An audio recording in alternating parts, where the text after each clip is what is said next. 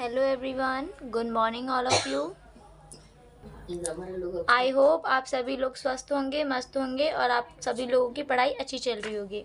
तो जैसा कि हमने मैथ्स स्टार्ट करा है, हमने इससे पहले ज्योग्राफी का 6th क्लास का ऑल चैप्टर कंप्लीट कर लिया है एनसीईआरटी, और 7th क्लास के भी हमने कंप्लीट कर लिया है। अब हमने मैथ्स स्टार्ट करा है, जिनमें से हमने डाटा हैंडलिंग कर लिया है और उससे पहले लाइन्स एंड एंगल्स कंप्लीट कर लिया है। नाउ अब हम प्राइम चैप्टर है, प्राइम टाइम पढ़ेंगे। ये प्राइम टाइम है चैप्टर का नाम, आप इसे प्राइम नंबर ना समझें। इस चैप्टर में we will discuss common multiples and common factor. तो कॉमन मल्टीपल क्या होता है और कॉमन फैक्टर क्या होता है, we will discuss in this chapter now. तो पहले हम फैक्टर, मैंने सोचा कि पहले मैं आप लोगों को फैक्टर बता दूं व्हाट इज फैक्टर। तो फैक्टर वो होता है जो मतलब उस डिजिट में, मतलब वो किस किस के टेबल में आता है। ठीक है, जैसे अगर मैं बोलूं कि जैसे कोई एग्जाम्पल ले लीजिए आप, जैसे 14 है। अब मैं बोलूँगी कि 14 का फैक्टर लिखो, फैक्टर कह दो या डिवाइज़र लिखो, मतलब ये किस किस के टेबल में आता है। तो सबसे पहले बात 1 तो सभी के टेबल में आता है, उसके बाद 2 आएगा क्योंकि 2 के टेबल में भी 14 आता है। उसके बाद 3 नहीं आएगा क्योंकि, तो 14 के टेबल में मतलब 14 का क्या क्या फैक्टर है, मतलब ये factor in the sense divisor, मतलब ये किस किस के टेबल से डिवाइड हो जाएगा। तो ये 1 के टेबल से डिवाइड हो जाएगा, 2 के टेबल से, 3 से नहीं होगा, 4 से भी नहीं होगा, 5 से भी नहीं होगा, 6 7 से हो जाएगा। तो फैक्टर हमने क्या देखा कि 14 1 2 7 और 14, तो एग्जैक्टली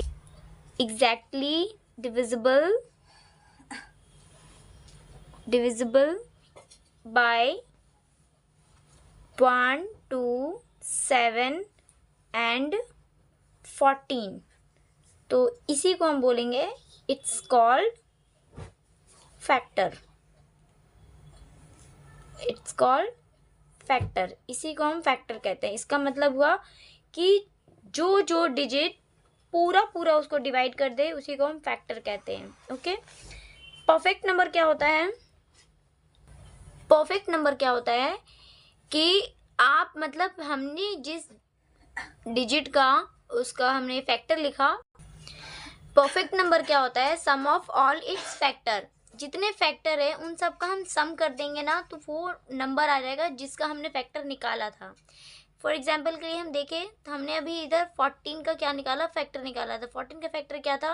1 2 7 14।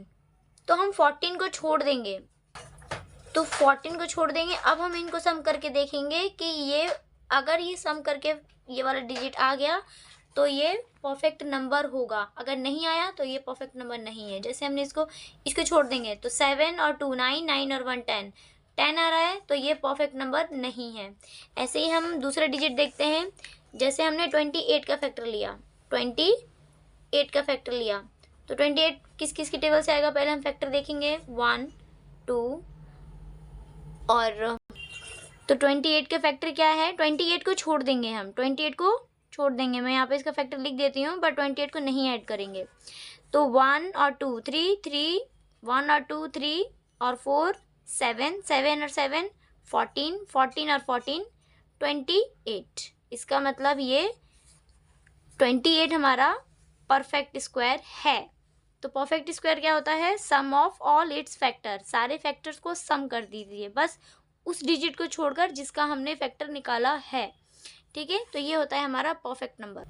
अब हम पढ़ेंगे common multiples and common factor, जो कि चैप्टर का मेन टॉपिक है। तो कॉमन मल्टीपल क्या होता है? मल्टीपल इट्स मीन, आप समझ लीजिए वो टेबल ही है। बहुत सारे स्टूडेंट्स कंफ्यूज हो जाते हैं कि मल्टीपल और फैक्टर क्या है। फैक्टर वो है उसका डिविजिबल नंबर, कि वो किस किस नंबर से डिवाइड हो रहा है एग्जैक्टली। और मल्टीपल क्या है? एक तरफ से टेबल लिख लीजिए आप, उसी वो भी होगा, लेकिन फैक्टर मतलब वो किस किस टेबल, अलग अलग टेबल हो सकता है, लेकिन मल्टीपल क्या होता है? वो उसका मल्टीपल होता है, मतलब टेबल एक साइड से समझ लीजिए। जैसे अभी हम सीखेंगे मल्टीपल। ठीक है, तो मल्टीपल, जैसे मैं बोलूँगी कि मुझे 9 का मल्टीपल बताइए। ठीक है, तो मल्टीपल ऑफ 9 का 4 मल्टीपल बताइए, या मल्टीपल कितना भी बताइए। तो 9 का मल्टीपल लिखते हैं। चलिए, तो 9 का मल्टीपल होगा 18, 27, 36, 45, 54, इसी तरह से सो ऑन बढ़ता जाएगा। तो ये देखिए, आप देख सकते हैं कि ये 9 का टेबल ही बढ़ रहा है आगे, है ना। आप देखिए, ये 9 का टेबल ही बढ़ रहा है, तो ये इसका मल्टीपल है। ठीक है, और क्या है हमारा टॉपिक में? Common factor. फैक्टर हमने समझ लिया है, ठीक है, मल्टीपल भी समझ लिया, फैक्टर भी समझ लिया है। तो चलिए मेरे साथ एक हम क्वेश्चन करते हैं फटाफट, ताकि हमारा डाउट क्लियर हो। क्वेश्चन, अब जैसे मैंने एक क्वेश्चन लिया है 20 एंड 28 का फैक्टर बताना है। ठीक है, फैक्टर, और फैक्टर कैसे, कौन सा? कॉमन फैक्टर बताना है। ठीक है, कॉमन फैक्टर। चलिए, तो हम अपन इधर पहले 28 लिखे और 20 लिखे। ठीक है, या 20 लिख दीजिए या 28 लिख दीजिए, कोई प्रॉब्लम नहीं है। तो 28 किस किस के टेबल में आता है? 1, 2। ये 28 का फैक्टर है कि मतलब 28 किस किस के टेबल से जाएगा। तो 28 किस किस के टेबल से जाएगा? 1 से, 2 से, 4 से, 7 से, 14 से, 28 से। ये इसका फैक्टर है। क्या है? फैक्टर। ठीक है, अब हम 20 का फैक्टर लिखेंगे। 1 से जाएगा, 2 से जाएगा, 4 से जाएगा और 5 से जाएगा। तो ये हमने फैक्टर लिख लिया 20 का, 1, 2, 4, 5, 10 और 20। ठीक है, अब हमें क्या निकालना है? Common factor. कॉमन फैक्टर क्या होता है? कॉमन मतलब होता है जो दोनों में आए। तो दोनों में कौन कौन सा डिजिट आया है वही उसका फैक्टर हो जाएगा। जैसे 1 आया है, ओके, 2 आया है, 4 भी आया है, और देखिए और कुछ नहीं आया है। तो कॉमन फैक्टर कौन कौन सा आया? कॉमन फैक्टर 1, 2, 4, ये कॉमन फैक्टर है। ओके, 1, 2, 4। इसी तरह से हम एक क्वेश्चन देखते हैं। ये कह रहा है 5 any 3 numbers that are multiples of 25 but not multiples of 50। कह रहा है ऐसा 3 नंबर लिखिए जो 25 का तो मल्टीपल है लेकिन 50 का मल्टीपल नहीं है। ओके, तो चलिए हम देखते हैं। पहले हम क्या लिखेंगे? 25 का मल्टीपल। ओके, 25 का मल्टीपल लिखेंगे 25। तो 25 का चलिए फटाफट टेबल बताइए। 25 मल्टीपल बताना है।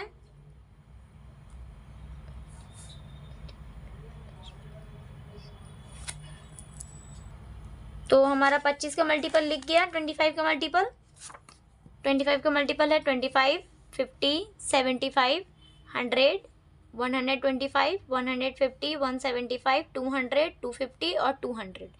अब हमसे इसने क्या पूछा है कि 25 का 3 मल्टीपल लिखो बट नॉट मल्टीपल ऑफ 50, लेकिन वो 50 का मल्टीपल नहीं होना चाहिए। तो 50 का इसका मतलब ये नहीं होना चाहिए, ये नहीं आएगा। ठीक है, 75 लेंगे, एक 75 ले लिया, ओके, और 100 में नहीं लेंगे क्योंकि 50 में आता है वो। 125 लेंगे, ओके, 150 नहीं लेंगे क्योंकि 50 के टेबल में आता है।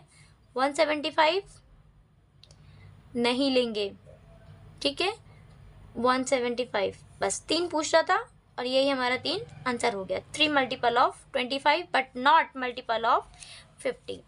ठीक है, तो बस आज की जर्नी हमारी यहीं तक थी। हमने आज क्या सीखा? फैक्टर सीखा, मल्टीपल सीखा, और हमने परफेक्ट नंबर सीखा, और हमने मल्टीपल निकालना सीखा, और हमने कॉमन फैक्टर निकालना सीखा। एक और क्वेश्चन देखते हैं हम। देखिए, find the smallest number that is multiple of all the numbers from 1 to 10 except for 7। क्या कह रहा है कि वो फाइंड स्मॉलेस्ट नंबर करो जो मल्टीपल है 1 to 10 तक, बट 7 को छोड़कर हमें मल्टीपल लिखना है। तो चलिए हम पहले मल्टीपल लिखते हैं 1 से 7 तक। ओके, स्मॉलेस्ट नंबर लिखते हैं 1 से 7 तक। Smallest number multiple of all the number, ठीक है। तो इसको हम कैसे करेंगे? Find the smallest number that is multiple of all numbers from 1 to 10 except 7। 7 को छोड़कर 1 से लेकर 10 तक हमें स्मॉलेस्ट नंबर निकालना है इसका मल्टीपल का। तो इसको हम कैसे करेंगे? तो हम पहले इसका एलसीएम निकालेंगे। किसका एलसीएम? 1 से लेकर 10 तक नंबर का हम एलसीएम निकालेंगे। तो चलिए फिर हम एलसीएम निकालते हैं। एलसीएम निकालने के लिए हम पहले इसको प्राइम फैक्टराइजेशन करेंगे। तो 1 से लेकर 10 तक करते हैं आप इसका एलसीएम, तो 360 आएगा, ठीक है। यहाँ पे आप ऐसे कैलकुलेट कर सकते हैं, ऐसे भी कर सकते हैं, ठीक है। 6, 7, 8, 9, 10 इसका एलसीएम निकाल लीजिए, 360 आएगा। अब उसके बाद अगर हम इसका प्राइम फैक्टर करें, प्राइम फैक्टर करने पर प्राइम फैक्टराइजेशन, प्राइम फैक्टराइजेशन, तो 1 का तो 1 ही होगा, नो प्राइम, 1 तो प्राइम नंबर होता ही नहीं है। 2 हमारा प्राइम नंबर है, हम इसमें नंबर ऑफ प्राइम गिनेंगे, ठीक है, नंबर ऑफ प्राइम। ऐसे ही 3 का कितना होगा? 3 का 3 ही होगा। 4 का क्या हो जाएगा? ये हो जाएगा, 2 प्राइम नंबर आ गया। 5 का 5 हो जाएगा।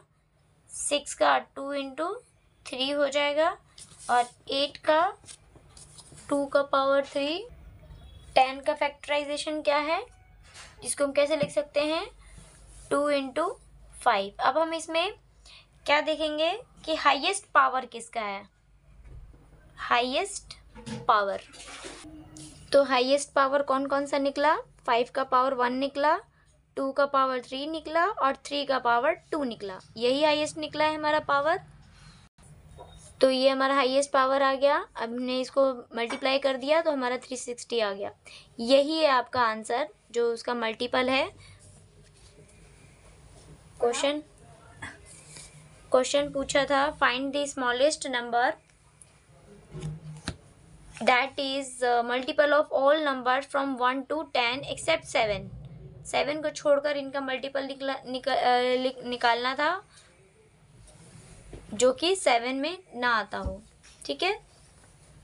तो हमने निकाल लिया, हमने 1 से 10 तक का एलसीएम निकाल लिया इस तरह से, और वो उसका फाइनली 360 नंबर आ गया, जो 7 से डिवाइड नहीं है। तो आज के लिए इतना ही। आई होप आप लोग स्वस्थ होंगे, मस्त होंगे और पढ़ाई करिए। और मेरे चैनल को सब्सक्राइब, लाइक, शेयर, कमेंट ज़रूर करें। मुझे आपकी सपोर्ट की नीड है। तो thank you for watching my videos. Thank you.